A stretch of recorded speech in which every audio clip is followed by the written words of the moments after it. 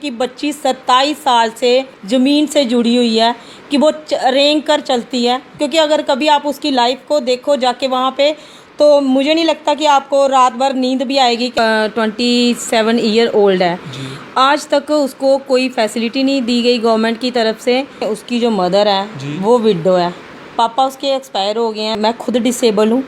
जो चीज़ें मैंने फेस करी हैं, जो मेरा स्ट्रगलिंग टाइम रहा है, क्योंकि ये दिक्कतें मुझे भी अपनी लाइफ में आई थी। उन्होंने अपने फ़ायदे के लिए बच्ची का वोटर कार्ड बना लिया, क्योंकि वो इसलिए बना क्योंकि वो बेनिफिट पॉलिटिकल पार्टी को था। यूँ तो सरकार काफ़ी दावे करती है कि स्पेशली एबल्ड बच्चों के लिए, स्पेशली एबल्ड इंसानों के लिए काफ़ी सारी स्कीम्स चलाई जा रही हैं, लेकिन कई केसेस में हमें देखने को मिलता है कि जिनको ज़रूरत होती है गवर्नमेंट स्कीम्स की, उन तक वो फ़ायदा नहीं पहुंच पाता।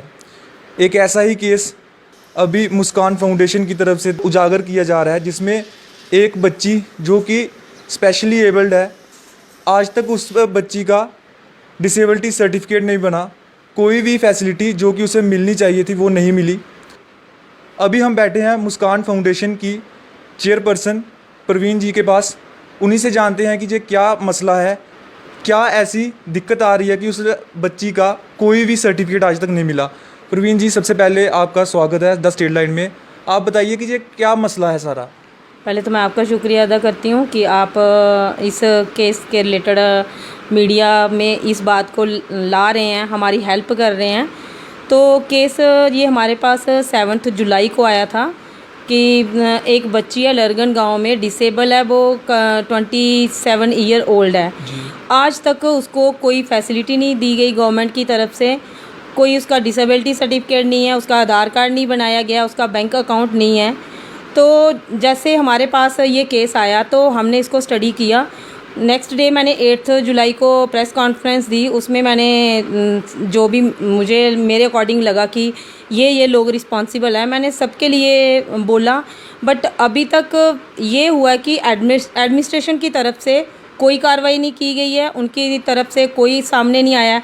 हाँ, इसका प्रेस कॉन्फ्रेंस देने का एक असर ये हुआ कि आम पब्लिक में ये बात सबको पता चली, और आम पब्लिक जो है, जो मिडिल क्लास फैमिलीज़ हैं, चाहे कोई बाहर रह रहा है, फॉरेन में रह रहा है, वो सब उस फैमिली को सपोर्ट कर रहे हैं। बट एडमिनिस्ट्रेशन को लेके बोलो तो उनकी तरफ से अभी तक वो सोए ही हैं, जागे नहीं हैं। जी, मैं आपसे जानना चाहूँगा कि जैसे हर गांव में, हर शहर में आशा वर्कर होती हैं, सोशल वेलफेयर डिपार्टमेंट होता है, और कई पंच सरपंच हो गए या कोई वार्ड मेंबर हो गए, क्या उन्होंने इस केस को नहीं देखा कि जिनकी जो ड्यूटी बनती थी कि इस बच्ची के सर्टिफिकेट बनाने हैं, जहाँ कोई जो सरकारी बेनिफिट है इनको पहुँचाने हैं? सर, एक्चुअल में उसकी जो मदर है वो विडो है, पापा उसके एक्सपायर हो गए हैं। तो जब से उसकी मदर विडो हुई है, आज तक ये तो चलो मान के चलते हैं कि बेटी डिसेबल है, उसको मल्टीपल डिसेबिलिटीज़ हैं, वो चल फिर नहीं सकती है, बट उसकी मदर ठीक है, आज तक उसकी पेंशन नहीं लगी। तो बच्ची का तो आप छोड़ ही दो। रही बात आशा वर्कर की, क्योंकि ये केस जो है ये ग्राउंड लेवल से जुड़ा हुआ है। इसमें यह है कि आशा वर्कर का या वहाँ की जो सोशल वेलफेयर आंगनवाड़ी सेंटर है, ये 100% रिस्पॉन्सिबल हैं इस चीज़ के लिए कि उन्होंने हर साल सर्वे होता है, गवर्नमेंट हर साल सर्वे करवाती है, उस बच्ची का नाम सर्वे में क्यों नहीं है, ये उनका फॉल्ट है। प्लस सबसे बड़ा फॉल्ट पंच सरपंच का मैं ये मानूंगी, इसमें 100% उनका फॉल्ट है, क्योंकि उन्होंने अपने फ़ायदे के लिए बच्ची का वोटर कार्ड बना लिया। उसका वोटर कार्ड है, क्योंकि वो इसलिए बना क्योंकि वो बेनिफिट पॉलिटिकल पार्टी को था, पंच सरपंच को था। वहाँ के जो वहाँ से जुगल किशोर जी हैं, वो एमएलए हैं, 2 बार रह चुके हैं, उनको बेनिफिट था तो उन्होंने बनवा लिया। लेकिन जो एक्चुअल में बच्ची को बेनिफिट देना था, जो 27 साल से सर्वाइव कर रही है अपनी ऐसी लाइफ, क्योंकि अगर कभी आप उसकी लाइफ को देखो जाके वहाँ पे, तो मुझे नहीं लगता कि आपको रात भर नींद भी आएगी कि आप अपनी लाइफ में ये पहला इंसिडेंट देखोगे कि बच्ची 27 साल से ज़मीन से जुड़ी हुई है कि वो रेंग कर चलती है। उसको ये अगर टॉयलेट भी जाना है, उसको ये नहीं पता है कि मुझे टॉयलेट जाना है, क्योंकि जस्ट वो उसका जो मेंटल लेवल है वो 1.5 साल के बच्चे का है कि जिसको खाने का नहीं पता, पीने का नहीं पता है, बाथरूम जाने का नहीं पता है। वो सारा उसकी मदर सर्वाइव कर रही है उसके साथ। मैम, मैं जानना चाहूँगा कि कौन कौन सी फैसिलिटी है, कौन कौन सी जो स्कीम है जिसका फ़ायदा उस बच्ची को, उस फैमिली को आज तक नहीं मिला। इस सरकारी लापरवाही की वजह से और जो हमारी पब्लिक के नुमाइंदे हैं उनकी लापरवाही की वजह से? सर देखो, सबसे पहले तो जो मैं खुद डिसेबल हूँ, मेरी एनजीओ जो है वो है ही डिसेबल पर्सन के लिए, क्योंकि ये जो एनजीओ मैंने बनाई है, जो चीज़ें मैंने फेस करी हैं, जो मेरा स्ट्रगलिंग टाइम रहा है, क्योंकि ये दिक्कतें मुझे भी अपनी लाइफ में आई थी, बट मैं ये था कि चलो गॉड की कृपा से कि मैं थोड़ी बोल्ड हूँ, बोल लेती हूँ। लेकिन मैंने ये देखा कि ऐसे जो बच्चे हैं उनको अपनी लाइफ गुजारने के लिए काफ़ी स्ट्रगल करना पड़ रहा है। जैसे हमारा ये राइट है कि अगर हमारा घर कहीं बना हुआ है, पहाड़ी पे ही भी है, हमारे राइट ये बनते हैं कि हमारे घर तक रोड जाती है, हमारा जो पानी का कनेक्शन है वो हमारे घर तक जाता है। ये हमारी डिमांड नहीं है, ये हमारा राइट बनता है। और उस बच्ची को फैसिलिटी ये नहीं मिल रही है कि आज तक उसकी फैसिलिटी छोड़ो, उसकी डिसेबिलिटी होने की फैसिलिटी को छोड़ो, ग्राम सड़क परियोजना जो चली है, सेंट्रल गवर्नमेंट की जो स्कीम है, उसकी वजह से वहाँ रोड बन सकती थी उनके गांव में, लेकिन आज तक वो नालायकी है वहाँ के पंच सरपंच की और वहाँ के जो एमएलए हैं, क्योंकि उन्होंने, या तो मुझे नहीं लगता कि उन्होंने आगे अप्रोच की है कि नहीं की है, क्योंकि अगर की होती तो कुछ ना कुछ, चाहे डिपार्टमेंट की तरफ से ही कोई वहाँ पे ऐसे ही आता देखने के लिए।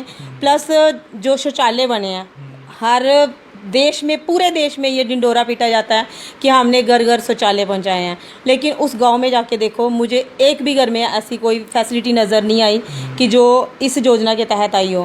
प्रधानमंत्री आवास योजना, उसमें घर पक्के बन रहे हैं, तो उस घर में जाके देखो कि वो फैमिली कैसे रह रही है। उनका एक छोटा भाई है उस बच्ची का, वो 10th स्टैंडर्ड में पढ़ रहा है। रोड की तो बात छोड़ो, वहाँ पे अगर 2 दिन पानी नहीं आता है तो उनको किल्लत हो जाती है अपनी लाइफ गुजारने के लिए। तो रिस्पॉन्सिबल वहाँ की लोकल जो रिप्रेजेंटेटिव हैं वो हैं, क्योंकि उन्होंने उनके गवर्नमेंट के नोटिस में ये बात लाई नहीं, क्योंकि हमारे नोटिस में जब आई हमने तो क्योंकि एक्शन किया। और हमारा ये रहता है कि हमसे जितना हो सके हम आम पब्लिक को, ये नहीं है कि हम डिसेबल बच्चों को ही, जो भी नीडी पर्सन है, जो भी लेडीज़ हैं जिनको ज़रूरत है, उनके लिए हम हर टाइम आगे आने की कोशिश करते हैं और उनको हेल्प पहुंचाने की कोशिश करते हैं। मैम, अब आप मीडिया में आई, आपने कई जगह अथॉरिटी से भी बात की होगी, किसी तहसीलदार से, जहाँ किसी डिप्टी कमिश्नर से, आपने कोई सरकारी किसी ऑफिस में जाने की, जहाँ कोई किसी को मेमोरेंडम या कोई एप्लीकेशन दी?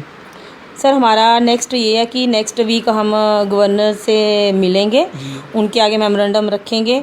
और आज ही मेरी बात हुई है डायरेक्टर सोशल वेलफेयर रेहाना बातुल से, तो उनको मैंने यही बोला कि मैम आपने, क्योंकि अब डेली एक्सरसर में ये न्यूज़ आई है तो हर डिपार्टमेंट ने पढ़ी है, हर ऑफिसर ने पढ़ी है, ये नहीं है उन्होंने हमसे कांटेक्ट करने की बिल्कुल कोशिश नहीं की, उस फैमिली से कांटेक्ट करने की बिल्कुल कोशिश नहीं की। बट रेहाना मैम से जब मेरी बात हुई तो उन्होंने ये बोला कि उन्होंने जम्मू के जो डिस्ट्रिक्ट ऑफिसर हैं अजय सलान, उनको मैंने ये शॉट भेजा हुआ, फॉरवर्ड किया हुआ है, उनको बोला कि आप ग्राउंड लेवल पे जाके इस चीज़ को चेक करें। फिर मैंने अजय सर से भी बात करी, उनकी मदर की पेंशन का हो गया है, लेकिन मुझे उनकी बेटी की जो पेंशन के लिए शायद अभी 1 हफ्ता और लग जाए, क्योंकि उसका मुझे डिसेबिलिटी सर्टिफिकेट बनाना है, प्लस उसका आधार कार्ड बनाना, उसका बैंक अकाउंट खुलवाना है, उसके बाद उसकी पेंशन लग सकती है। तो वो मैं पूरी कोशिश करूँगी, मेरी टीम इसमें लगी हुई है। तो ये आपने देखा कि कैसे गवर्नमेंट की स्कीम्स होने के बावजूद भी ग्राउंड में कई ऐसे केसेस में फैसिलिटीज़ नहीं पहुंचती, कई ऐसे लोगों को फिर भी दिक्कत का सामना करना पड़ता है। नाकामयाबी होती है सरकारी ऑफिसरों की, नाकामयाबी होती है पंचों सरपंचों की, सोशल वेलफेयर डिपार्टमेंट जिस बच्ची का आज तक डिसेबिलिटी सर्टिफिकेट नहीं बना पाया, हम कैसे मान लें कि वह डिपार्टमेंट उनको फैसिलिटी दे पाएगा। तो मेरे साथ मुस्कान फाउंडेशन की जो चेयरपर्सन थी, उन्होंने ये अपनी बात हमारे सामने रखी, मीडिया तक पहुंचाई, आप लोगों के सामने तक पहुंचाई कि किस तरह जो हमारी एडमिनिस्ट्रेशन है वो फेल हो चुकी है डिसेबल बच्चों को फैसिलिटीज़ प्रोवाइड करने के लिए। तो मेरे साथ अभी के लिए इतना ही। नमस्कार।